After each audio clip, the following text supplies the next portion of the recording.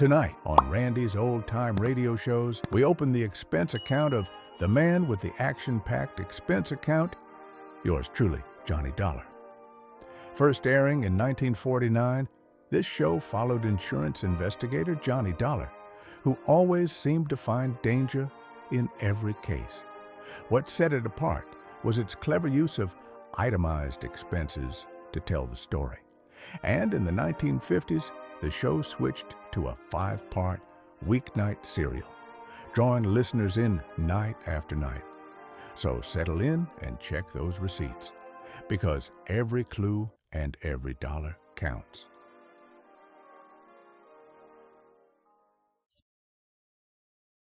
This case looked refreshing at first. It took me to Milwaukee, the brewing capital of the USA. But it occurred to me later, for a guy who appreciates a good head on a glass of beer, I take lousy care of my own.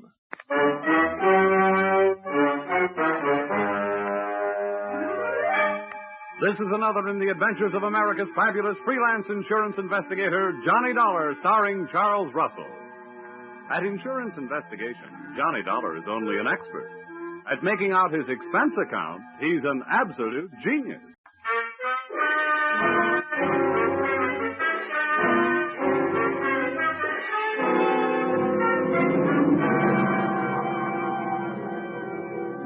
Expense account submitted by Special Investigator Johnny Dollar.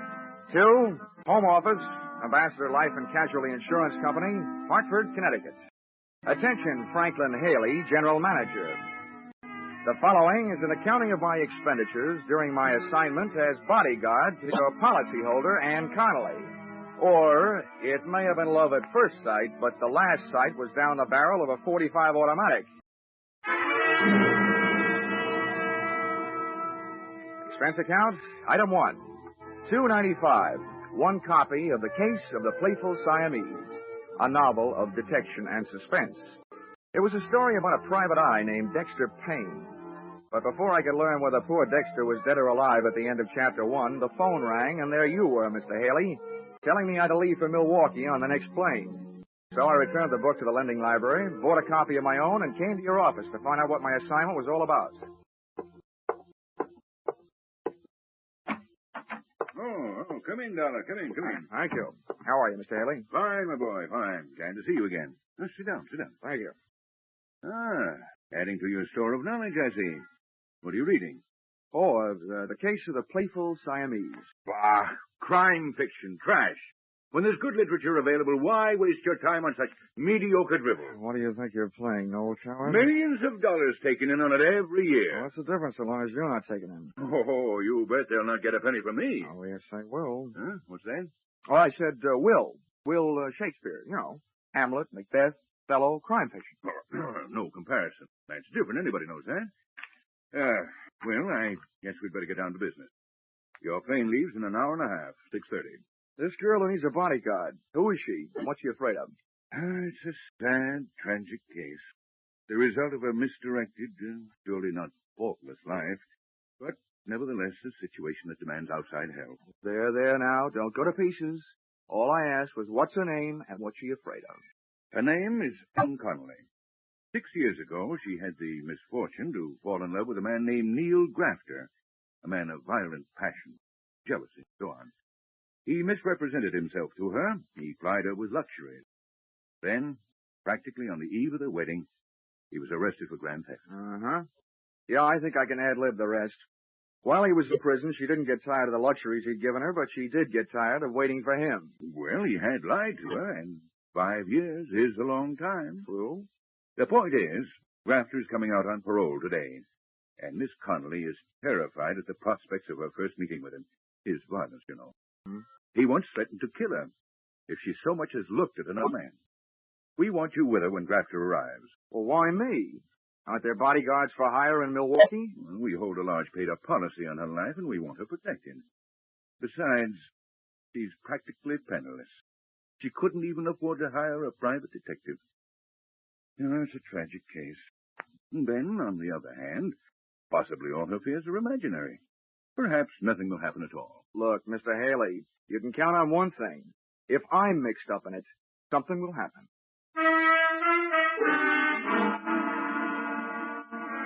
Expense account, item 2, $55.10. Airfare, Hartford to Milwaukee.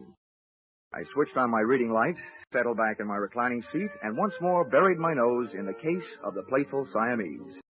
I should have buried the book. It turned out that Dexter Payne had lived through Chapter 1, and he really started to live in Chapters 2 and 3. A beautiful blonde in a slinky negligee had just made herself comfortable on Dexter's lap, and guess what happened?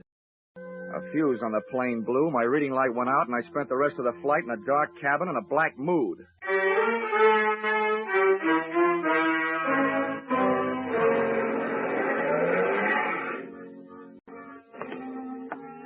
Expense account, item 3, $2.50. Cab fare, airport to the address of Ann Connelly, which, for a girl who couldn't afford a detective, was quite a hunk of a dress. Unless she was living on Friends.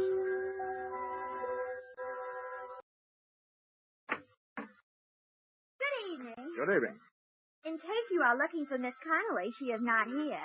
In fact, she has went out for the entire evening. Oh? Well, I think she's expecting me. At least she sent for me. She sent for you? Yeah, I'm Johnny Dollar from the insurance company. Oh, how dense of me. She did mention in passing that a detective would show up. Step inside, please. All right. Just hang up your coat and things. All right. She wishes you to remain until she comes home, which could be any time after the joints close up. Yeah, sure. And, in the meantime, I have been instructed to see that you are comfortable. So, what would you care for, a straight slug or a highball? Well, a highball would be fine. Step this way, please. Yeah. Oh, the floor's waxed, so watch that throw rug if you don't wish to land on your ear. Okay, thanks. Hey, it's a nice place. Do you own it? Most decidedly not. To me, it is a sweatshop. I am Cora. I am Miss Connelly's personal maid. Personal maid? I agree that I do not look the type. I only accepted the position because I was on my uppers. My regular racket is specialty dancing. Please be seated. Thanks. Cora, if I may call you Cora? Oh, please do. Cora, as I understand it, Miss Connelly needed a bodyguard, but she couldn't afford to hire one. So she asked the insurance company that holds a policy on her life to supply one. Well, that's me.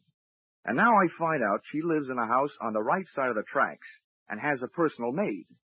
I'm confused.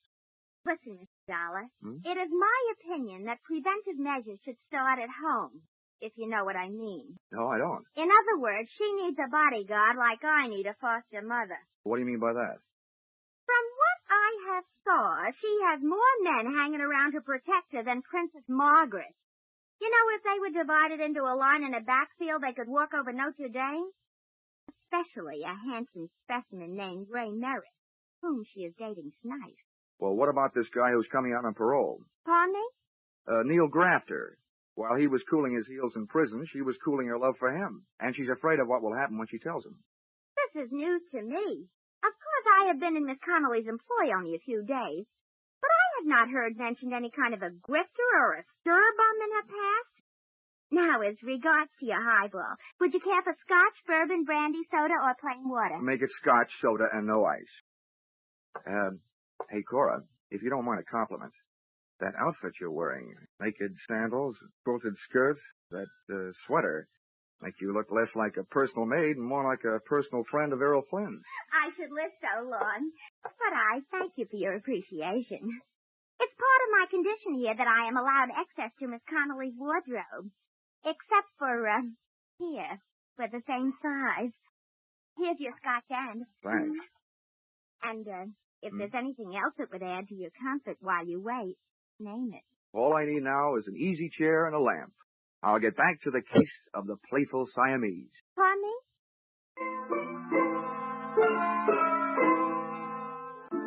So there I was, Johnny Dollar, with Johnny Walker in one hand, Dexter Payne in the other, and a few questions simmering in my mind. They really boiled down to one. Namely, what was I doing there? Oh, well. In Chapter 5, Dexter finally found a clue. Yeah, I wish things would work out as easily for me sometime.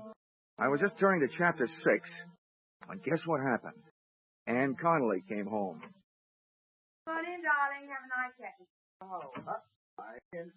The first thing I noticed about Miss Connelly, after the size of her escort, was that there was more similarity between her and Cora than just body measurements. Their hair was the same shade of brown, and at first glance, at least, even their features were the same. Then she saw me. Oh, you startled me. But you must be Mr. Dollar from the insurance company. Check. This is Mr. Merrick, my lawyer, my friend, Mr. Dollar. How are you? How do you do? I hope you've been comfortable. Thanks, I have. Too comfortable. Usually when I'm sent to guard a body, the body is there to guard, not out on the town until 2:30 in the morning. Well, of all the... Now, wait a minute, honey. We thought it was a smart move, Dollar, to get Ann out of the house and keep her out of it until you got here. Oh, all right, Mr. Merrick. While you're in the mood to answer questions, maybe you'll tell me why, with a layout like this and a personal maid, did Miss Connelly turn herself into a charity case? Why didn't she hire a local muscle man? That is none of your business, and if you don't like your work, go back to Hartford now. Go back tonight. Go. Ann, darling, hold your My temper. skin Now, you'll hurts. have to Quit your forgive Miss pin Connelly, saw. Dollar. Her nerves are on edge. You can understand that. Dollar, the fact is that she couldn't afford to hire protection. A, because her funds are low at the moment. B, because there's no telling how long she'll need protection. There's no way of knowing when Grafter will show up. Does that answer your question? I had planned a winter in Bermuda. I hope Grafter makes up his mind before the thaw sets in. I only hope you're as sure of yourself as you sound, Mr. Dollar. I try to be. Well, I think I'll skip that drink, Ann, now that you're in safe hands. I think I'll go home, get some sleep. Of course, Ray, if you think it's all right. See you tomorrow? Yes, I'll call you in the morning. Dollar. Yeah? If there's trouble tonight, Ann has my phone number. Oh, thanks very much. But I'd rather have a baseball bat.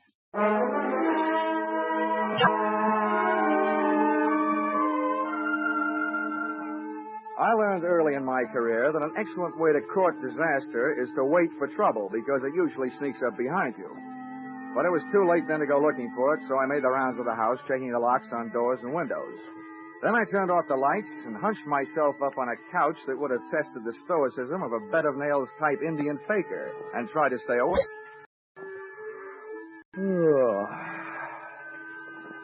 I wondered about Dexter Payne. I wondered if the playful Siamese was a cat or somebody from Siam. And I just about made up my mind to duck into the closet with my trusty Ronson and read until the fluid ran out. And guess what happened? A door closed quietly, and a white-robed figure floated toward me. Dollar. Pardon the intrusion of your privacy, but there are certain things I'd like to hash over with you in secret. Oh, wait till I see if I can straighten my back, Cora, and I'll make room for you on the couch. Many thanks. All right. I hope you don't mind my state of attire, but I didn't bother with the robe in case the noise of the closet door might waken Miss Connelly. That double-talking nail. Oh, here, I'll put my jacket on your shoulders. Thanks, but I can only stay a minute. Listen, Johnny. You may think me meddlesome, since it's none of my affair, but I couldn't help but overhear. And them two were feeding you a line of downright untruths earlier in the PM. Well, this is the best news I've had since I got here. Give me more. It was in regard to Miss Connelly's financial scandal. I happen to know that dame is as solvent as the state of Wisconsin. Well, on that I haven't read up. He's fat, and I'm not casting aspersions on my own figure. Oh, please don't. How'd you find this out, Cora? It is not that I make a habit of putting my nose where it does not belong. But when I see a book lying open, I can't keep my eyes away. Yeah, I know just how you feel. Well, in this case, it happened to be her bank book. And with that balance, she could afford J. Edgar Hoover. Yeah. Why are you telling me all this? Have you got something against her? Mr. Dollar, if you are casting aspersions upon my honesty... It's only a faint suspicion, but you could be trying to talk me into leaving the case and leaving Miss Connelly unprotected. Well, I am thoroughly disappointed. A fine lot of thanks after I braved possible pneumonia. Oh, Cora. It so happens that I told you because I am a strong believer that it is decidedly crummy for anyone to take advantage of their fellow man. Now, look, Cora. But from now on, you can take a flying leap. Cora. If you were dying of thirst, I would... What's that?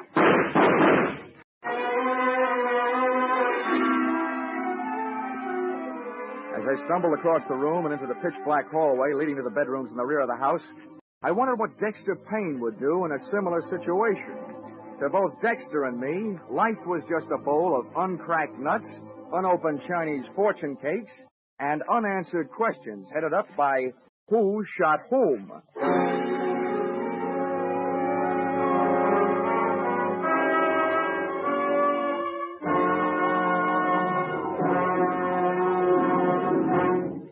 In just a moment, we will return to the second act of Johnny Dollar. But first, the case of the Paper Stars, a thrilling true story from the police file, starts a 3-week serialization on CBS's Gangbusters tonight.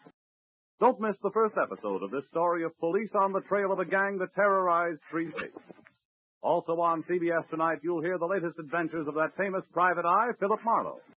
The Adventures of Philip Marlowe and Gangbusters are regular Saturday night features on most of these same CBS stations. Tune in this fall for the shows that you love best of all. Listen carefully, here's the address. It's CBS. Now, with our star, Charles Russell, we return to the second act of Yours Truly, Johnny Dollar.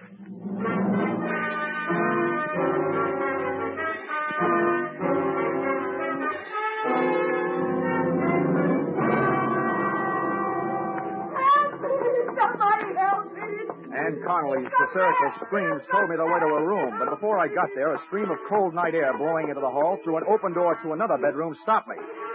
The draft was coming from a smashed-out window, and the smell of cordite that came with it meant that this room had been the shooting gallery. The corner of my eye picked up the corner of a white garage just as a king-size shadow of a man crossed it, and I went out after him.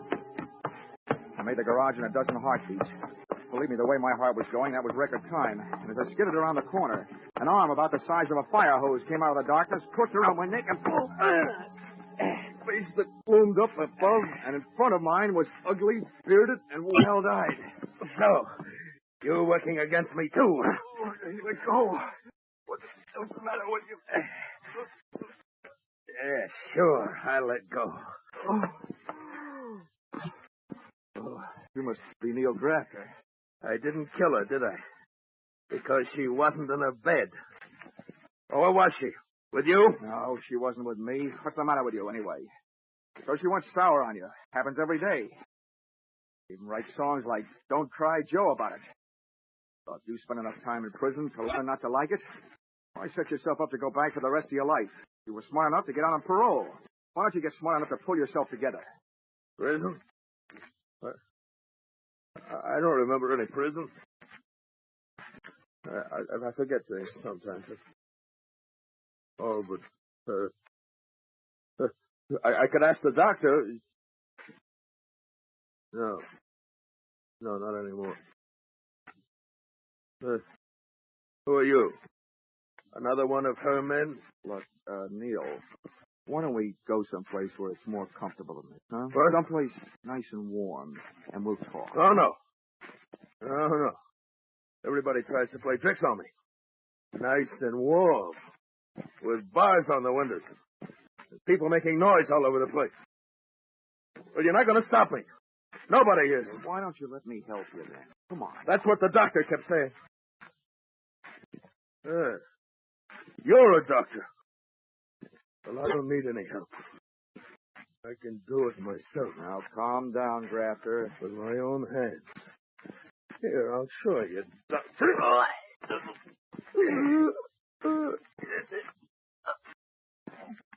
No. Oh, well, why should I kill you? You don't help me. Just stay away from me.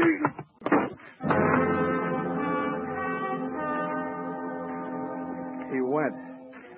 And what's more, I watched him go. One, I didn't have enough strength to get off the ground.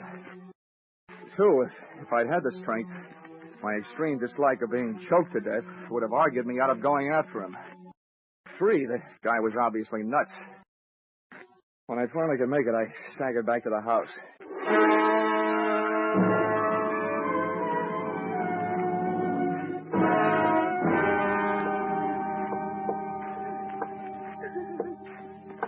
You can turn on the lights, Miss Connelly. He's gone. No, wait a minute. On second thought, maybe we'd better make sure all the shades are down. He might come back.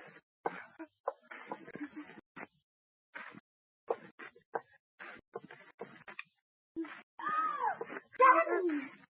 Your throat. What did the lug do to you? You might say he saved my life. At least when he got halfway through the job, he changed his mind about killing me. You talked to Neil? I tried to, but he didn't understand anything I said.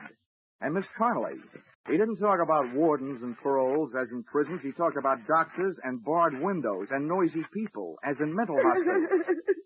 Why can't I get him that he's off his rocker? Cora, please, go over there and sit down. Will you? I'll get to you later. Well, pardon me. Just pretend I'm elsewhere someplace.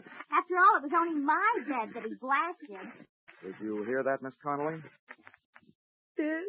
Yes, I know it was a horrible thing to do, having Cora sleep in my room. I was half crazy with fear. I didn't raise yet. He promised to hurry. Maybe we could air some of the linen before he arrives. Instead of being in prison, which was a story I got, Grafter was in a hospital for the criminally insane, nursing a big yen to ventilate your head. Is that right? Please, Yes. Yes, that's true. He escaped a month ago. A month ago? Yes. The doctors notified the police here that I was in danger, and they supplied a 24-hour guard for the house. But after a month, they decided Neil had gone someplace else. So they withdrew the guard. Oh, great.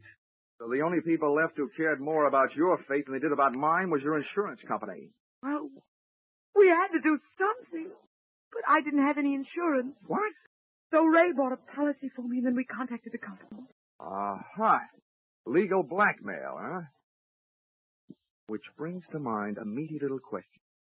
Did you lie to the general manager, Franklin Haley, about where and what Grafter really was? Or did that misplaced con man hoodwink me into this mess? We told him the truth. I swear we did. Okay. I hope he lives through my expense account, because that little trick is going to cost him.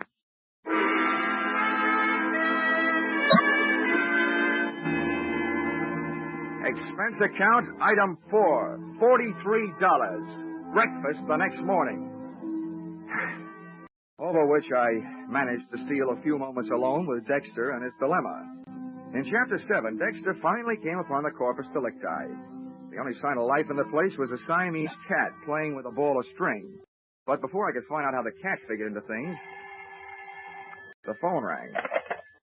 Hello? Dollar, please. Yes, Dollar. Your call to Melville State Hospital is ready. Oh, fine. Go ahead, please. Hello? Dr. Dollar here. Who is that, please? I am so busy. Oh, well, this is Johnny Dollar, Doctor. I'm an insurance investigator. But I don't want any. I am so busy. Please. No, Doctor, investigator. I want to talk to you about a patient of yours, Neil Grafter. Grafter? Mm-hmm. Oh, yeah, the paranoid schizophrenic. Oh, a very interesting case. Complete fragmentation of the mind, total loss of synthesis. But he is no longer here for a while. Yeah, I know. He was here last night. What? Oh, what was his condition? Perhaps a state of passive negativism? All I know about his condition is that it's dangerous. He tried to kill his ex-girlfriend. Oh, yeah, I remember. Extremely strong obsession. An extremely strong man. Look, I've been hired to protect this woman. Now, what I want to know is, will he try again? There is no doubt. Well, when? Tonight? I would say tonight. The degree of hallucinatory enmity towards this woman and everybody about her, the depths of his obsession... Whoa, wait a minute, Doctor, wait a minute. You're way over my head. But you do think he'll be back tonight? I am positive. Thank you, Dr. Kildare. And all Dexter has to worry about is a playful Siamese.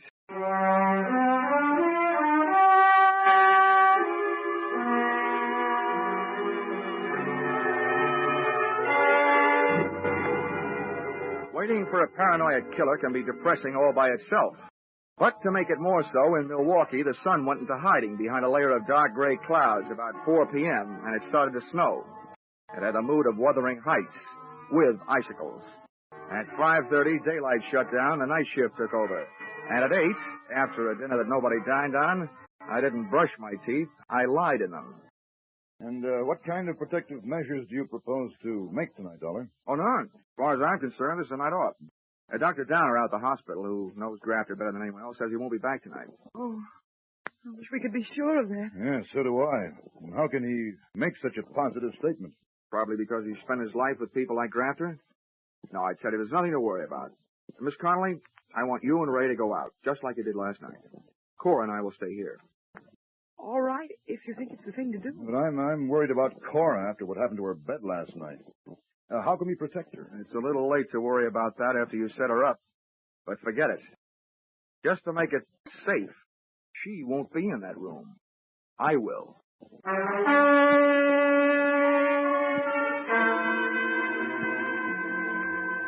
Expense account, item 5, $50, refreshments. I needed something to bolster my courage, so I ordered it. At 2:30 a.m., things were looking good for Neil Grafter. Ray Merrick and Ann Connelly had returned from their date. Merrick left.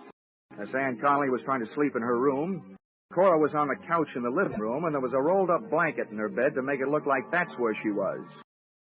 And me? I was out in the snow, huddled near the incinerator, with an iron poker freezing to my hand, with a good view of the house, and a poor outlook on life. Nothing happened until about 4 o'clock. That's when I spotted a familiar-looking big shadow of a man moving across the garage toward the house. I got up, but a flurry of wind-driven snow swept in front of me, and when it had passed, I could still see the window to Cora's room, but I couldn't see the man. And I heard him at Ann Connelly's window. He started away from the house, and I started toward him. I met him under the clothesline on a flying tackle. No. Oh, let go of me. Merrick. Let me go. Get away from me. Merrick, but I'll put you away. Well, how do you like that? When an insurance policy enters the picture, you can't even depend on a maniac.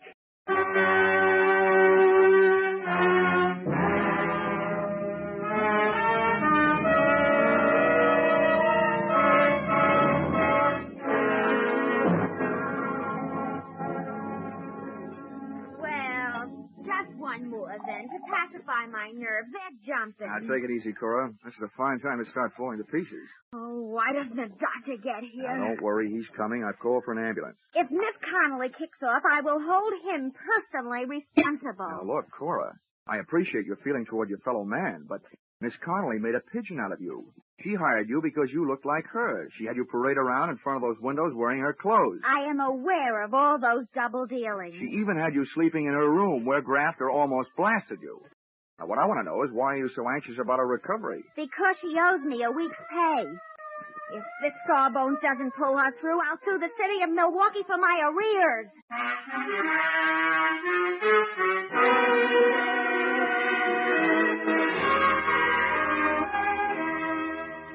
Expense account, item 6, $150 for services rendered while I was on the giving end of a blood transfusion, which Ann Connelly needed before she could be moved. One item, at least, that you shouldn't balk at since she is your policyholder. The doctors give her a 50-50 chance to live, but even if the scales tip the other way, I think your money is safe. Because her beneficiary, Ray Merrick, is guilty, among other things, of attempted fraud, since he planned on having Neil Grafter blamed for the shooting he did. Expense account, item 7, 5 cents, newspaper, which reported that the police had returned Grafter to the hospital from which he had escaped. He did come back, as Dr. Kildare said he would, but he was a little late and missed the party. Item 8, $55.10, airfare, Milwaukee to Hartford. Expense account total, oh yeah, Dexter Payne. You know, I never did finish that book. After those cats I'd been jiving with, I couldn't care less about a playful Siamese. Expense account total, $845.30. Signed, yours, truly, Johnny Dollar.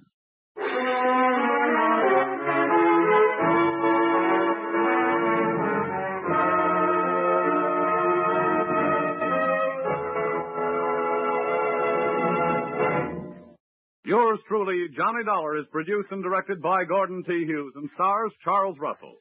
Script by Paul Dudley and Gil Dowd. Featured in the cast were Betty Lou Gerson, Sandra Gould, Bill Johnstone, John Daner, Bill Conrad. The special music is written and conducted by Leith Stevens. Your announcer is Bob Stevens. Be sure to be with us at the same time next week when another unusual expense account is handed in by Yours truly, Johnny Dollar. a whale of a Christmas present for a few moments brain scratching.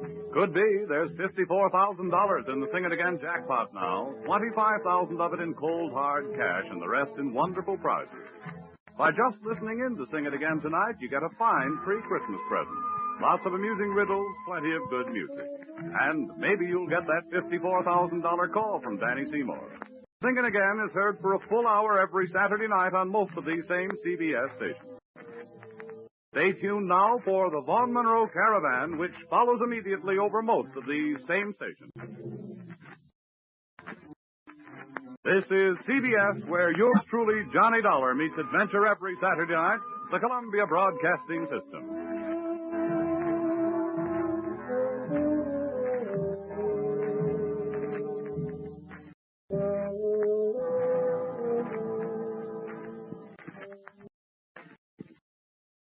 Well, folks, that's all for this episode here on Randy's Old Time Radio Shows. Now, bringing these golden oldies back to life takes no small amount of time and effort from our good friend Randy, cleaning up the audio, converting the files, and making sure each show has the best audio possible. If you've enjoyed the program and you'd like to help keep these classics on the airwaves night after night, why not consider a small donation? Every penny goes straight to supporting Randy's work and helping this channel stay on the air. You'll find the links down in the description below. And for those of you kind souls who've already given, Randy tips his fedora to you. Your support truly keeps this old radio spirit alive. Thanks ever so much. And until next time, keep those dials tuned and keep the memories rolling.